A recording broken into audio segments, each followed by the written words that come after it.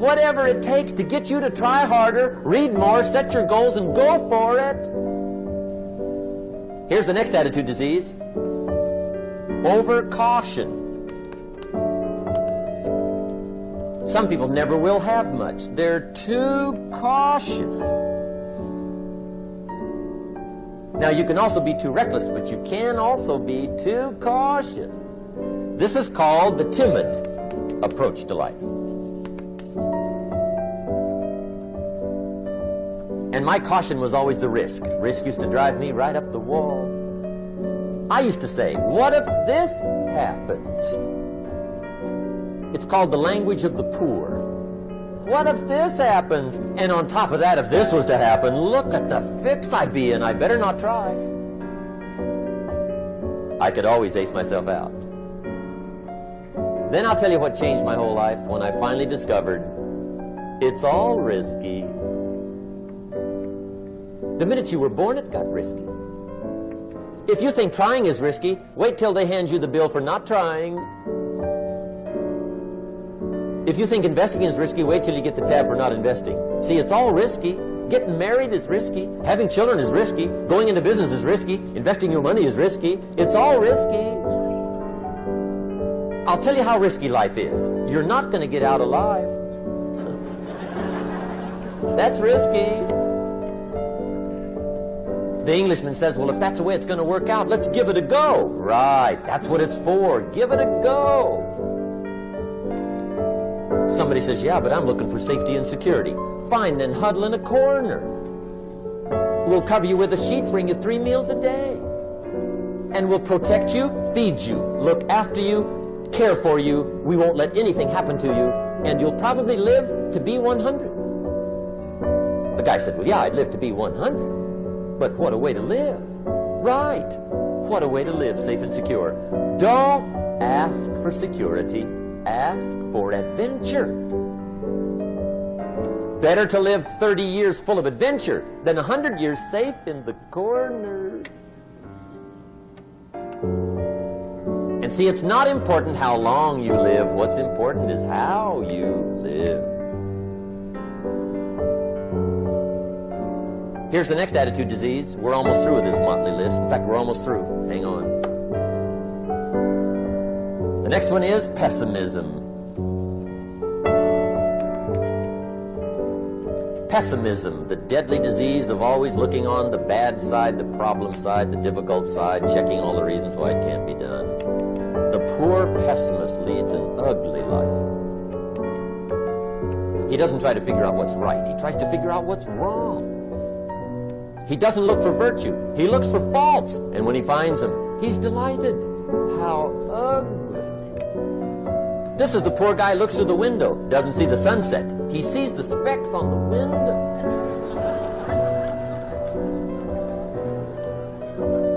And this is the poor guy, right, who rushes up, takes such leave of his senses. This guy rushes up and he says, I've got 5 good reasons why it won't work. He's so dumb he doesn't know. All he needs 1. He's got 5.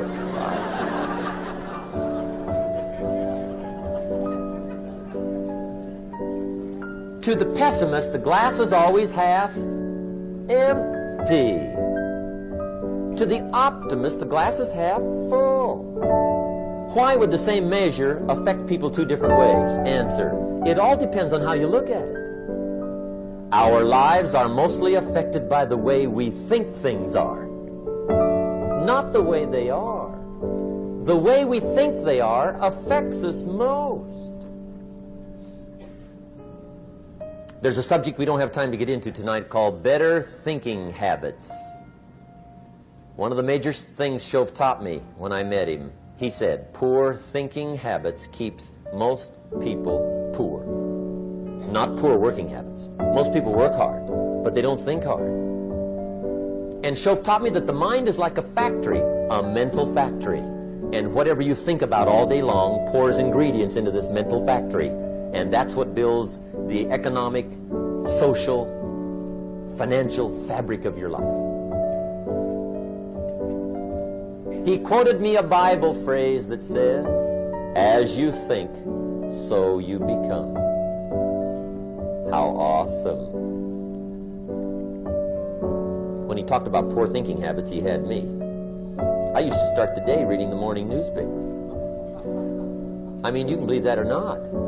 I'd get a cup of coffee and read the paper. I'd load up on wars and riots and murders and stabbings and killings and bank robberies and muggings and car wrecks and tragedies. I'd even read the back pages. I seem to like that stuff for some weird reason. I'd load up on all that, and then I'd start the day. You can imagine the kind of days I used to have. You walk around on your financial knees. They call you economic peewee.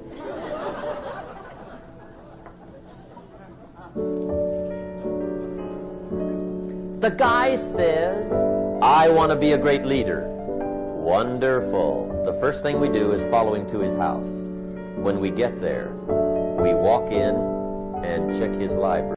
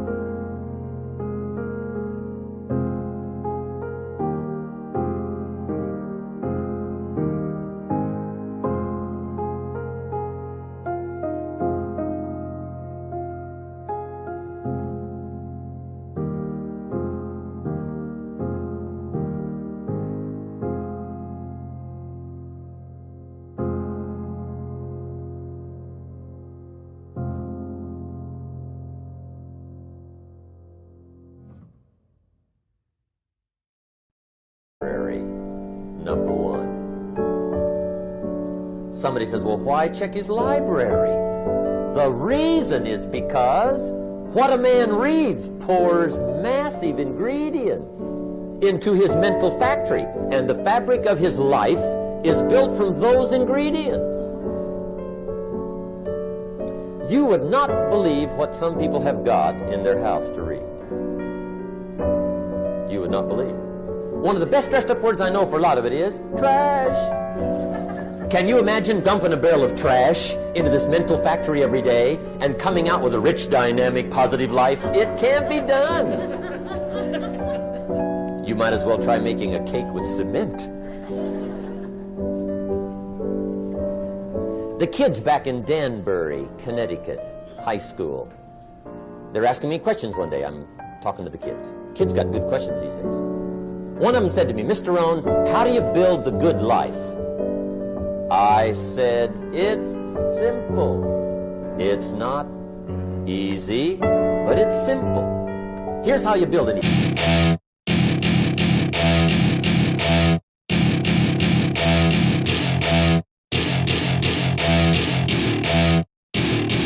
Welcome to my party, we're just getting started. A life is a dream or a nightmare scarring. Hand me a drink cause I think I'm going all in. Get me a shrink who can catch me when I'm falling. Cover up my scars, flip the handlebars. Crashing in my car, wake up in a bar. I'll be a superstar, just on my avatar. This world is so bizarre, empty out the reservoir. Yeah, I'm taking 6 shots, yeah, straight to the face. And I wanna get lost, I'm sick of this place. Don't know how to stop when I'm feeling this way. So I'm taking 6 shots till I'm feeling okay.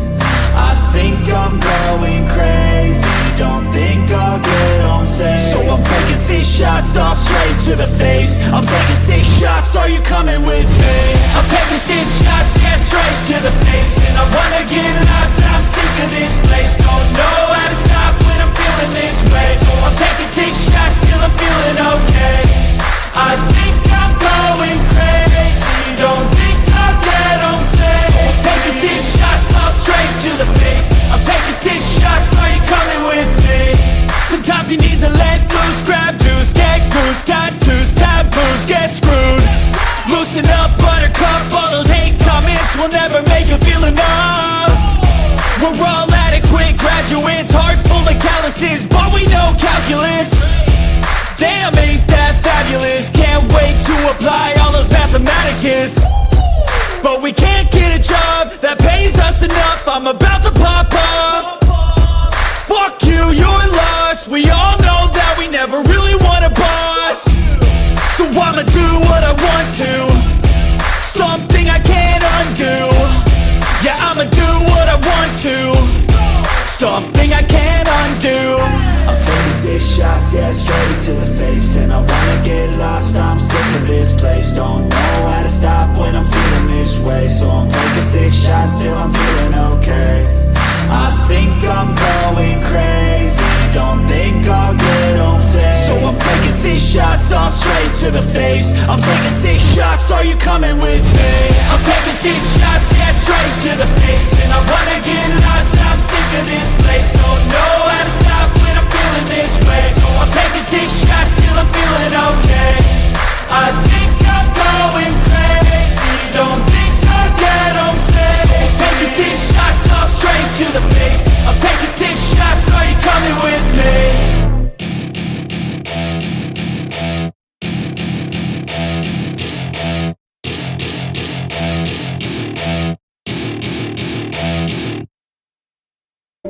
Select the right ingredients, keep out the wrong ingredients, and it starts with thought.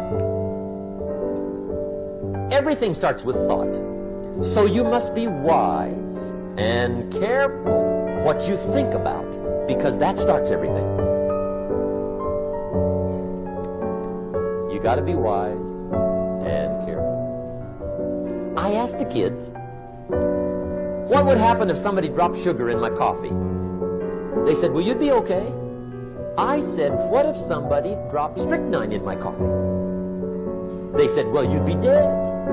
I said, correct. Lesson 1. Life is both sugar and strychnine. You gotta be careful. I said, what if my worst enemy drops in the sugar? They said, will you be okay? I said, what if my best friend, even by accident, drops in the strychnine? They said, well, you'd be dead. I said, correct. Lesson 2, watch your coffee.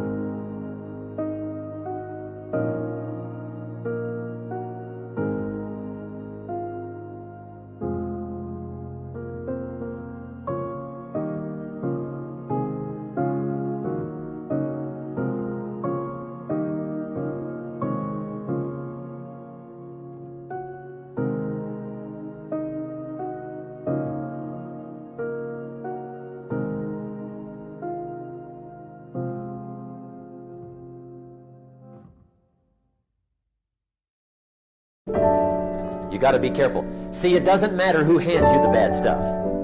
It doesn't matter where you get the bad stuff. It'll still do its damage on your bank account, wherever you get it. Mr. Schoaf gave me one of the greatest phrases when I first met him when he said, Jim, every day stand guard at the door of your mind. How important. Stand guard at the door of your mind. And you decide what goes into your mental factory. Don't let anybody just dump anything they want to in your mental factory, because you've got to live with the results. Okay, here's the last disease, and we're through with this list. In fact, we're almost through. Hang on. The last subject is very brief. The last disease, but this one is deadly. Engage in this one, indulge in it even slightly, and you might as well forget the future, because it's going to forget you. Complaining, crying, whining.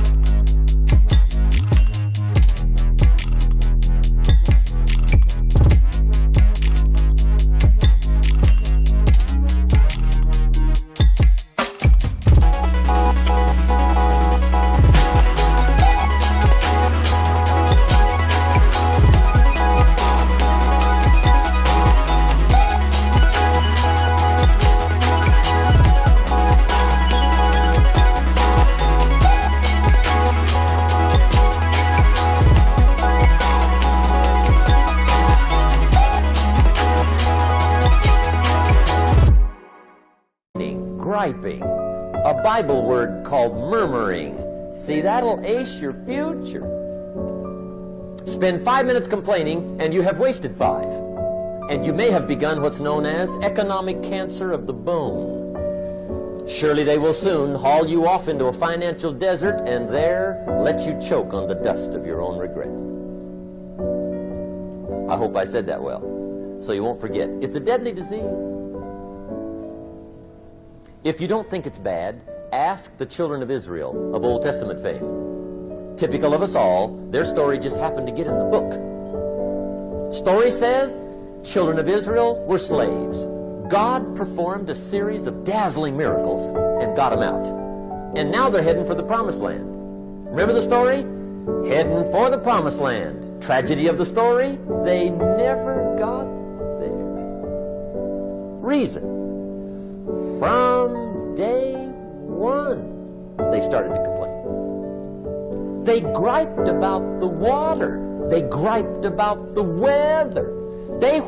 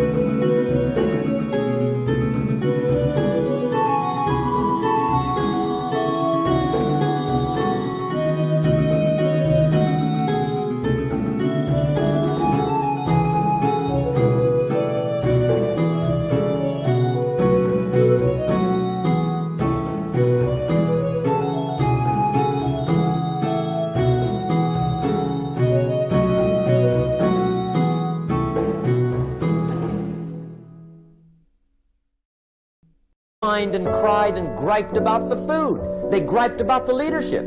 They whined and cried because it was too far, too cold, too hot, too difficult, too miserable. I mean, they whined and cried for years.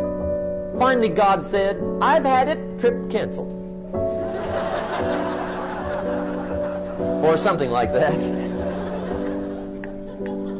The story says they died in the desert, never got to the promised land. Which I think means two things. Indulge in this long enough, you get your future canceled. And I guess it also means even God himself can only take so much.